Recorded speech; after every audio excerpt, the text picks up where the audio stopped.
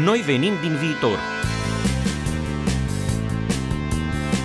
Inteligență artificială, revoluție tehnologică, blockchain, realitate virtuală, bani digitali, Internet of Things.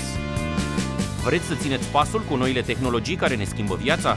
Stați cu noi la emisiunea Noi venim din viitor, prima emisiune de radio din România despre secretele viitorului. Cu Mirel Bran și invitații săi la RFI România, în fiecare vineri de la ora 5:30 la 6 și în reluare sâmbătă după știrile de la ora 11. O emisiune oferită de BRD, Grup Societe General și La French Tech. Bine vă regăsim la o nouă ediție a emisiunii Noi venim din viitor, prima emisiune din România în care vorbim nu despre ce a fost, ci despre ce va fi. Sunt Mirel Bran și timp de o jumătate de oră vă propun să ne uităm la noi puțin pe dos, nu dinspre trecutul nostru, ci din viitorul nostru. Auzim tot mai des treaba asta cu data is the new oil, adică data este noul petrol. Înțelegem că e vorba despre ceva prețios, la fel de prețios precum este petrolul, adică energia fără de care nu am mai putea trăi. Dar ce este această data după care fug toate businessurile astăzi? Etimologic vorbind, cuvântul vine din latinescul datum, care se trage la rândul lui din rădăcina proto-indo-europeană do. Acest do este un verb și înseamnă a da. Data este așadar ceva care ne dă. Ce ne dă? Informație. Data este informație, dar nu orice fel de informație, ci una convertită într-o formă digitală. Orice există în lumea asta se poate reprezenta simbolic printr-o înșiruire binară de biți, 0 și 1. Un câine poate fi reprezentat sub forma unui cod binar care îl descrie informațional. Orice obiect, ființă sau proces pot fi reprezentate printr-un cod binar care poate construi pe un calculator o replică digitală a lumii noastre. Sau lume alternative, metaversuri gândite și imaginate cu parametri complet diferiți de constantele care definesc universul nostru fizic.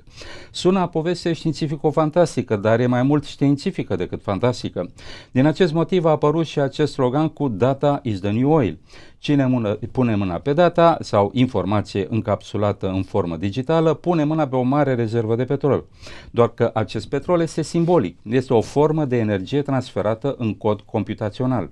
Acesta este motivul pentru care orice business de pe lumea asta vrea acces la cât mai multă data.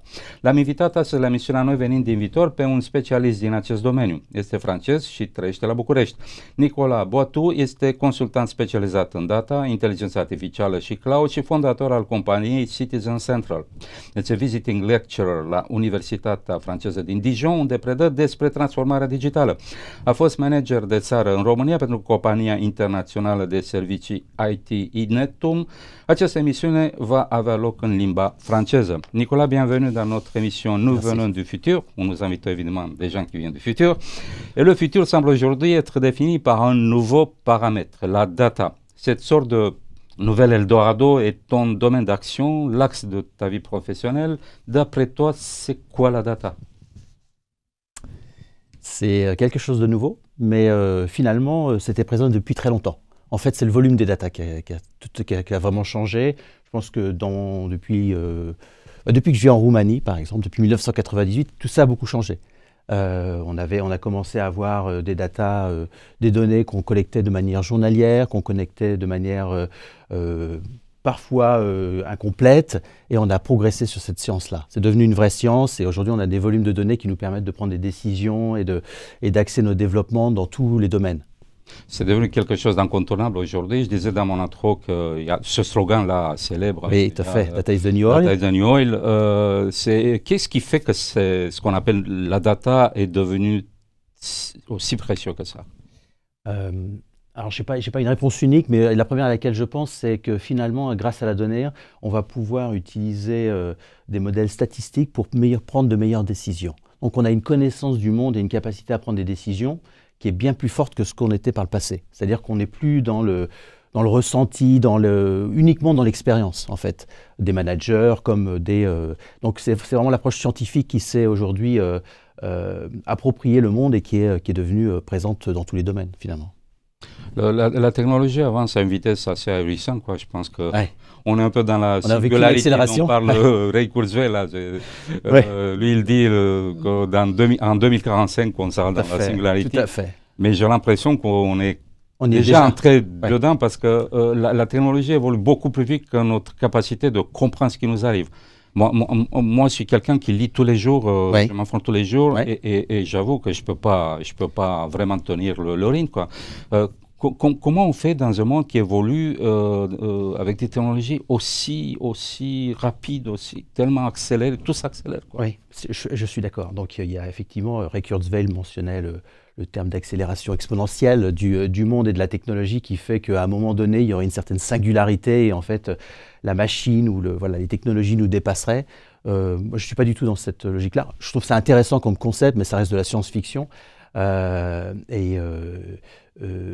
vrai que récemment, depuis début décembre, avec comment dire, la release de ChatGPT, c'est vrai qu'on a une impression qu'il y a une accélération dans l'intelligence artificielle, mais finalement, elle était déjà là. C'est simplement qu'elle est disponible pour tout le monde et que c'est vrai qu'il y a, du point de vue de la communauté des personnes qui contribuent à cette intelligence artificielle, il y a eu une explosion. C'est très difficile à suivre. Il y a des annonces tous les jours. Noi venim din viitor, prima emisiune de radio din România despre secretele viitorului. Cu Mirel Bran și invitații săi la RFI România.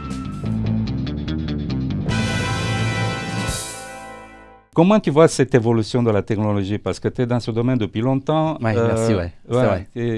Comment tu te poses Donc, je pense que ce qui est la vraie accélération sur cette release de ChatGPT, en fait, d'outils qui sont périphériques, c'est le fait qu'on va pouvoir utiliser aujourd'hui l'intelligence artificielle dans des domaines beaucoup plus variés que ce qu'on faisait jusqu'à présent. Parce qu'on l'utilisait déjà. Moi, on a développé sur Bucarest, moi j'ai participé à des projets où on développait des IA qui servaient à automatiser des petites tâches. Mais ça restait des petites tâches. Aujourd'hui, ce qui est intéressant avec ChatGPT, c'est quand même toute la conversation qu'on peut avoir avec lui, la stimulation dans les idées, enfin voilà, il y a quand même quelque chose de nouveau qui est apparu.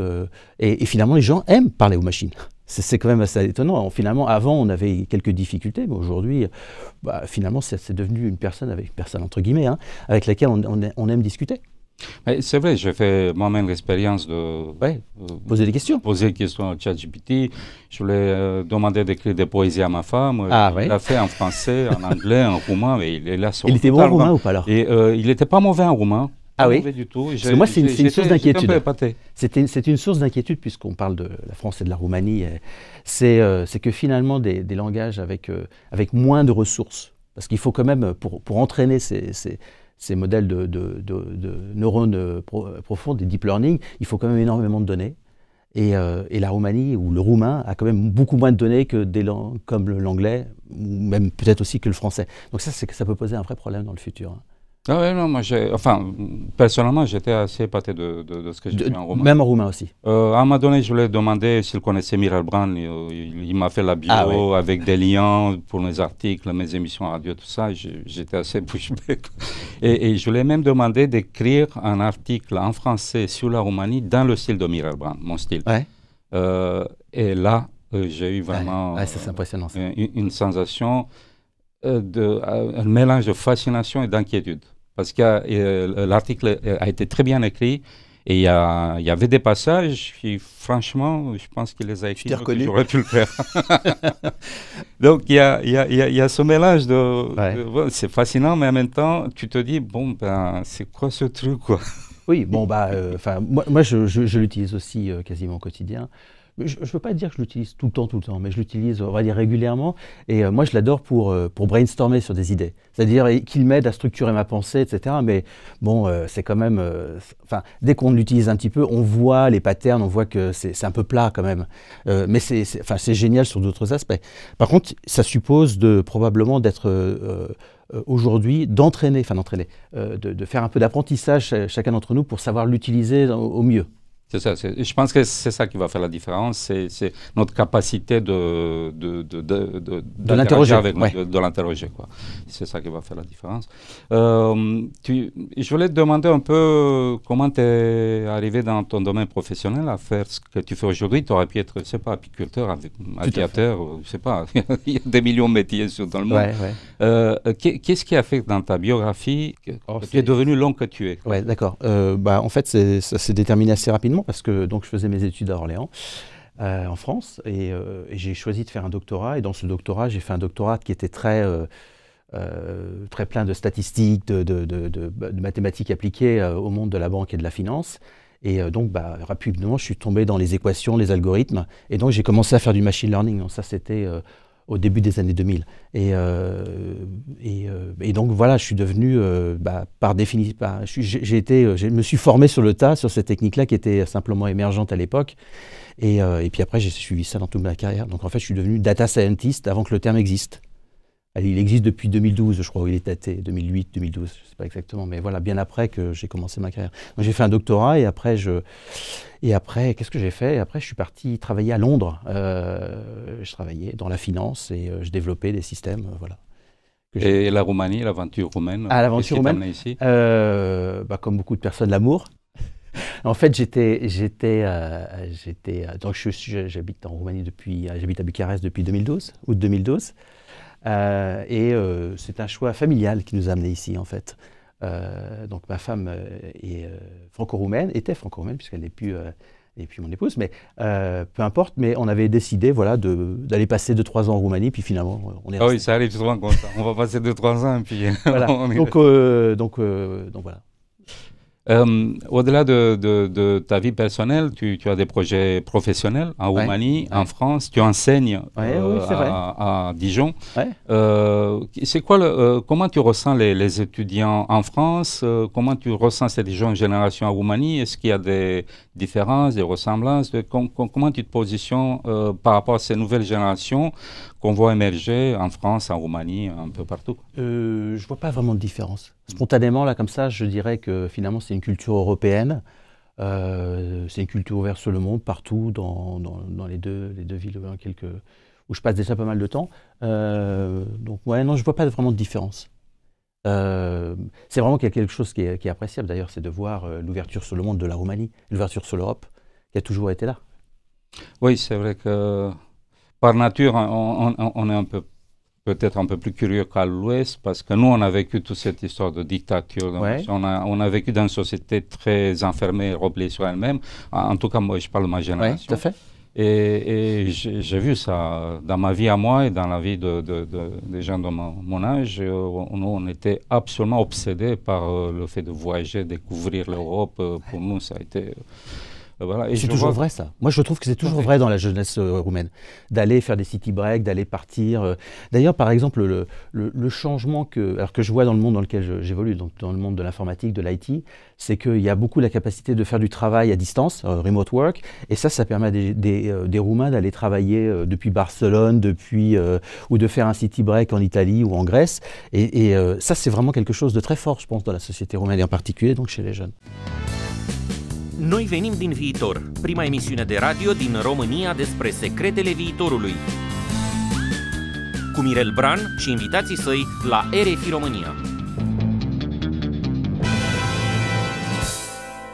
Tu fais souvent ce trajet entre la Roumanie et la France parce que tu enseignes en France. Mais j'ai des enfants aussi là-bas. Moi, je serais curieux, qu'est-ce qui t'a apporté un pays comme la Roumanie? Qu'est-ce que tu as trouvé ici que tu n'aurais pas pu trouver facilement ailleurs Alors moi, j'avais déjà, je suis français, mais j'avais déjà habité, je l'ai mentionné déjà, j'avais déjà habité quasiment 5 ans dans un autre pays. J'avais habité à Londres, au Royaume-Uni, et donc j'avais déjà cette culture.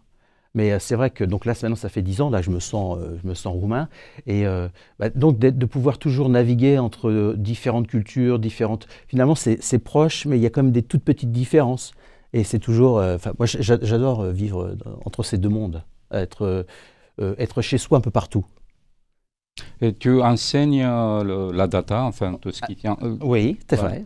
Tu vas nous dire un peu plus de ce que tu enseignes. J'aimerais savoir aussi comment tu vois la Roumanie de ce point de vue-là, de la formation, parce que les gens sont très motivés, mais parfois je pense qu'on a besoin de structures plus solides au niveau de l'enseignement en Roumanie, dans ces domaines-là. Donc en France, il y a une structure double, c'est-à-dire qu'il y a des structures, on parle d'enseignement supérieur, hein.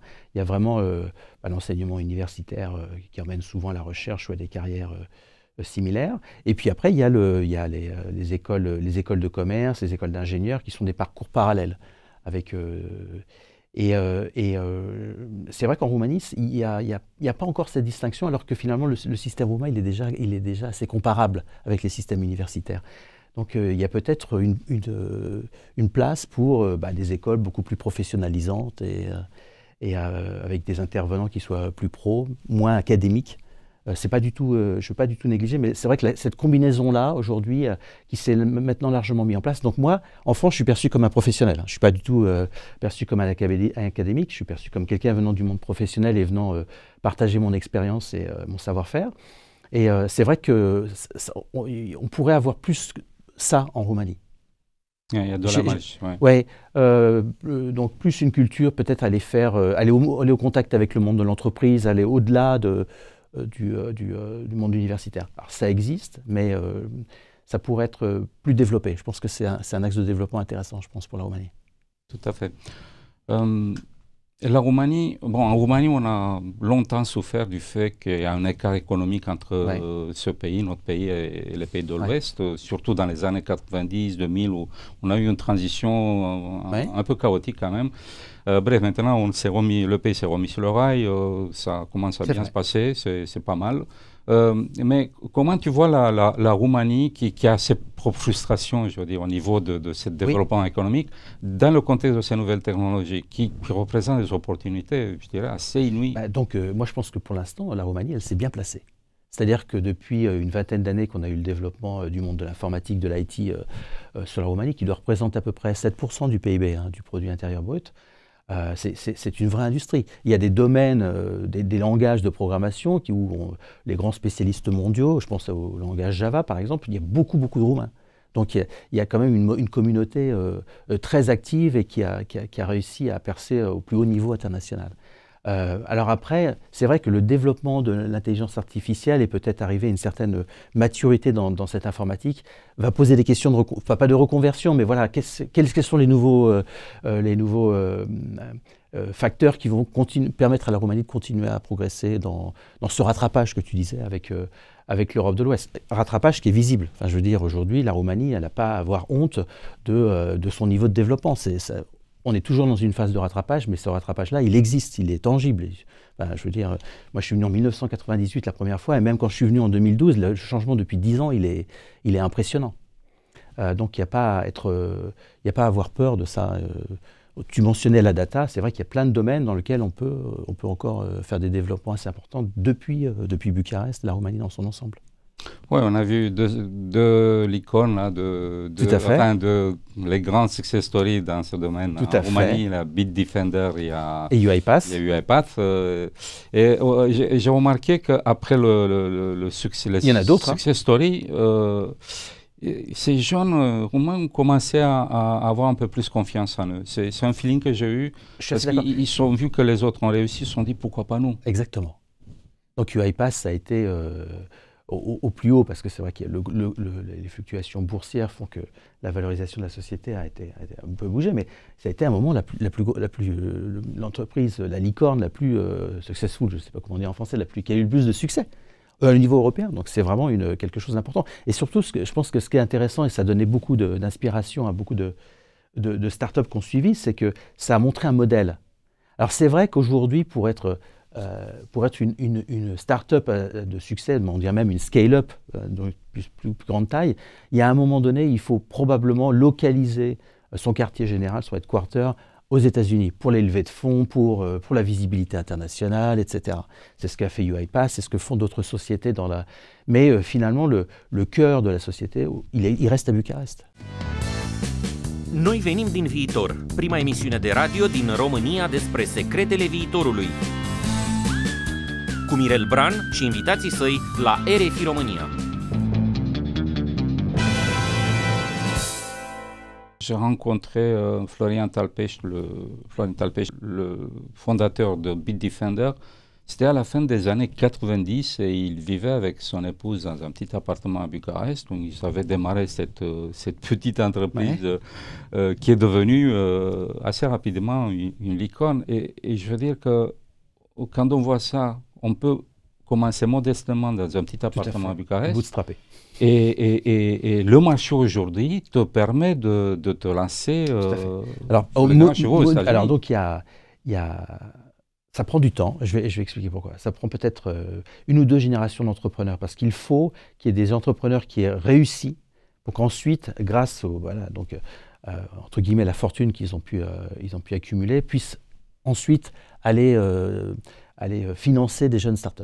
Mais aujourd'hui, ce système-là, il existe. On a aujourd'hui une scène émergente alors, je ne sais pas forcément toujours les mots en français, mais venture capital, de fonds de capital d'amorçage, voilà en français, qui viennent soutenir des jeunes startups. Donc on a des fonds. Ça reste modeste par rapport à ce qu'on peut connaître aux États-Unis et même dans une autre mesure en Europe de l'Ouest, à Londres, à Paris, etc.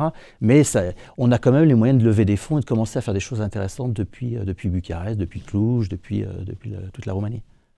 Tu as travaillé en Roumanie pour une grosse société d'informatique. Ouais. Tu as créé récemment ta propre société. Ouais, de quoi il s'agit? Qu'est-ce que tu fais? Où est-ce qu'on peut trouver ces sociétés et tes services? Alors donc moi, je me suis occupé de la restructuration d'Inetum, qui est une société de 500 environ consultants. Récemment, c'était une expérience vraiment très très sympathique, très très enrichissante, de m'occuper de la partie managériale.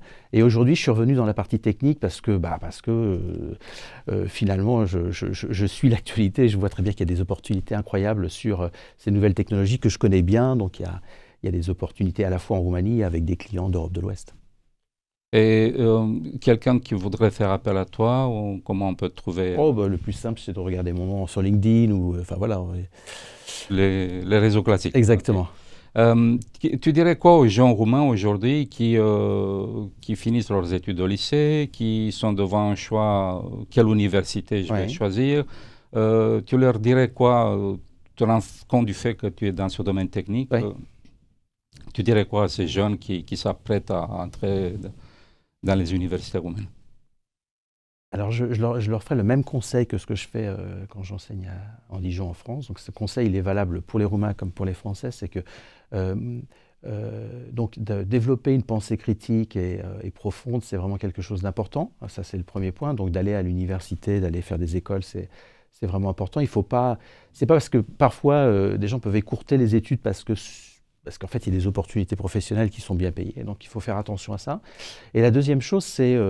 en fait, je leur dirais aussi, regardez, en ligne, aujourd'hui, il y a énormément de formations certifiantes, en anglais, en français, en roumain, qui vous permettent d'enrichir votre parcours et donc de vous mettre, peut-être d'être prêt sur de nouvelles technologies. Donc en fait, j'allais dire, quels que soient les choix aujourd'hui, on a une capacité à faire quelques certificats pendant l'année. Ça va vous prendre une vingtaine, trentaine d'heures de travail en plus.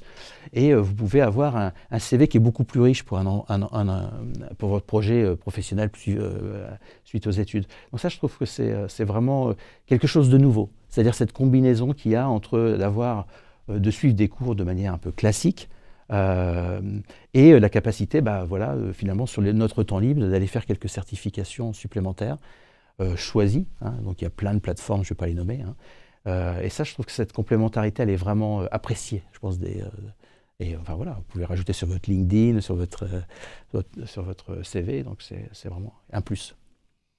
Oui, j'avoue que j'aimerais bien avoir 2-3 vies en plus pour pouvoir profiter de tout ce qu'on a aujourd'hui. Dans l'espace digital, toutes ces formations-là qui sont absolument fascinantes. Et puis il y a aussi les grandes universités qui nous faisaient rêver, quoi. Oxford, Cambridge, Harvard, MIT, Princeton, tout ça. Toutes ces universités-là ont aussi des cours certifiés. C'est vrai que ça coûte, mais tu paies le cours et basta, tu fais le cours. Tu n'es pas obligé d'aller aux États-Unis, vivre là-bas, te payer un loyer. Donc on a des cours de qualité, alors on a des cours de qualité aussi en Roumanie, mais c'est vrai que le faire en anglais, le faire dans des nouvelles technologies, le faire dans des domaines divers, c'est un vrai plus. Noi venim din viitor, prima emisiune de radio din România despre secretele viitorului. Cu Mirel Bran și invitații săi la RFI România.